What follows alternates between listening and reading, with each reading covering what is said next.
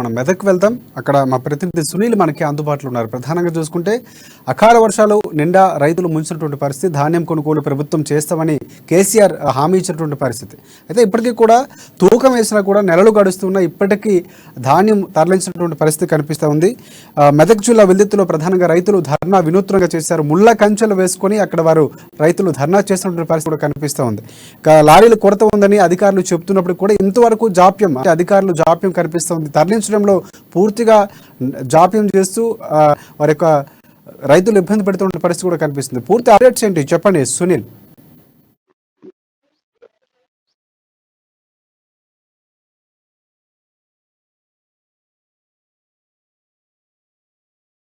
మనం చూస్తున్నాం అక్కడ ముందు నుంచి కూడా రైతులు ఎంతో కష్టపడి ఆరుగాలం కష్టపడి పండించినటువంటి పంట ఒకసారిగా వర్షానికి నష్టపోయినటువంటి పరిస్థితి కూడా ఉంది. అధికారులు కానీ లేకపోతే ప్రభుత్వ సంబంధించిన యంత్రాంగం కానీ కొంటామని చెప్పి కూడా కాటాలు వేస్తున్నారు, తూకాలు వేస్తున్నారు, కానీ తీసుకెళ్ళినటువంటి పరిస్థితి.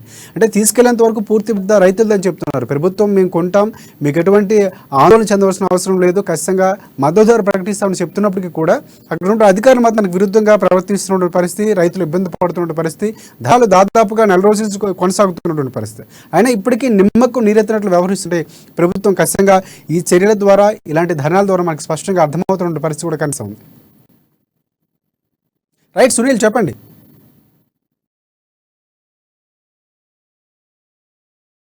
ముళ్ళ కంచెలు వేసి కూడా వారు తమ నిరసన వ్యక్తం చేశారు.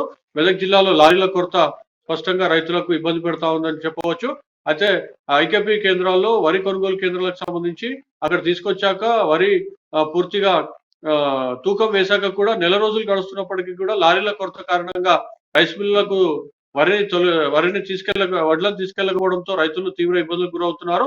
మరోవైపు వర్షాలు పడితే వరి మళ్ళీ వడ్లు మొత్తం మళ్ళీ నాశనం అవుతున్నాయని చెప్పి కూడా రైతులు ఆవేదన వ్యక్తం చేస్తున్నారు. రాష్ట్ర ప్రభుత్వం పట్టించుకోవాలని చెప్పి కూడా రైతులు డిమాండ్ చేస్తున్నారు. రాష్ట్ర ప్రభుత్వం మాత్రం గతంలో ప్రకటించింది తడిసిన చివరి గింజ వరకు కొంటామని చెప్పి చెప్తా ఉన్నారు. కానీ వాస్తవ పరిస్థితి మాత్రం అందుకు భిన్నంగా ఉందని చెప్పి కూడా రైతులు ఆవేదన వ్యక్తం చేస్తున్నారు. మెదక్ జిల్లాలో గతంలో కూడా చాలా ఐకేపీ కేంద్రాల్లో లారీల కొరత కారణంగా తూకం వేసిన వరి అక్కడ ఐకేపీ కేంద్రాల్లోనే ఉండిపోయిన పరిస్థితి ఉంది. అయితే వెల్దుర్తిలో చూసినట్లయితే కేవలం 2 లారీలు మాత్రమే రైస్ మిల్లులకు వెళ్తా ఉన్నాయి. అవి అక్కడ అన్లోడ్ అయ్యాక రావడానికి సుమారు 4 రోజులు పడతా ఉంది. తాజాగా మళ్ళీ లారీలు రావని చెప్పి కూడా అక్కడ సిబ్బంది, కొనుగోలు కేంద్రం సిబ్బంది చెప్పడంతో రైతులు ఒక్కసారిగా ఆందోళనకు గురయ్యారు. రాస్తా రోకో చేసిన పరిస్థితి ఉంది. అయితే తాత్కాలికంగా మాత్రం సమస్య పరిష్కరిస్తామని చెప్పి రైతులకు సంబంధించి అధికారులు హామీ ఇవ్వడంతో రైతులు విరమించారు తమ నిరసనను. కానీ కళ్ళాల్లోంచి వర్షాన్ని నుంచి రక్షించుకొని అదేవిధంగా ఐకేపీ కేంద్రాలకు తీసుకొచ్చాక ఇక్కడ కూడా రోజుల పాటు, నెలల పాటు జాప్యం జరుగుతుందని చెప్పి కూడా రైతులు తీవ్ర ఆవేదన వ్యక్తం చేస్తున్నారు. ఈ సమస్యను వెంటనే పరిష్కరించాలని చెప్పి ప్రభుత్వానికి, పాలకులకు డిమాండ్ చేస్తున్నారు.